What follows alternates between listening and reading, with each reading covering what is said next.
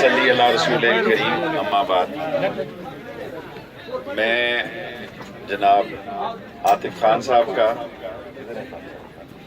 علی محمد خان صاحب کا، M N S کا، افتخار صاحب کا، تمام ایم پی ایس کا، تمام ریلوے کے پشاور ڈویژن کے افسران کو کا مشکور ہوں۔ میں یہاں جلسہ کرنے نہیں آیا، میں یہاں اسٹیشن دیکھنے آیا ہوں۔ انشاءاللہ تعالی ایک شایان شان اسٹیشن بنائیں گے درگئی کا، جو آپ کہیں گے کہ واقعی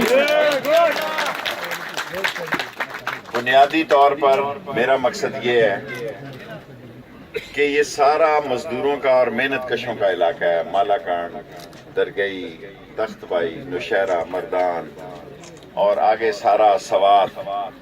میری یہ خواہش ہے کہ تھوڑی سی رکاوٹ ہے، وہ علی محمد اور عاطف صاحب نے ہمیں یقین دلایا، انتظامیہ ڈی سی صاحب بھی ساتھ ہیں، کہ ہم وہ آپ کو کلیئر دیں گے انشاءاللہ تعالی۔ جس دن یہ کلیئر ہو گیا، 1 مہینے کے اندر اندر پہلے ہم ٹرین چلائیں گے درگئی سے نوشہرہ، دن میں 2 دفعہ چلائیں گے۔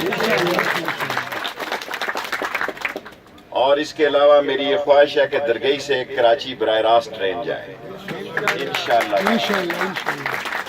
اور یہ جتنا علاقہ سرسبز ہے اور جتنی جگہ ہے سائٹ پہ، ہم اس کے دونوں طرف پٹڑی کے گرین بیلٹ بنائیں گے انشاءاللہ تعالی۔ یہ 22 سالوں کے بعد یہ اسٹیشن کھلا ہے، آپ اندازہ کریں۔ اور انگریز نے ہمیں جو سہولتیں دی تھی، ہم نے آزادی کے بعد وہ ساری سہولتیں جو ہے بہتر بنانے کی بجائے اس کو خراب کیا ہے۔ اور یہ ML1 جو ہے وہ انشاءاللہ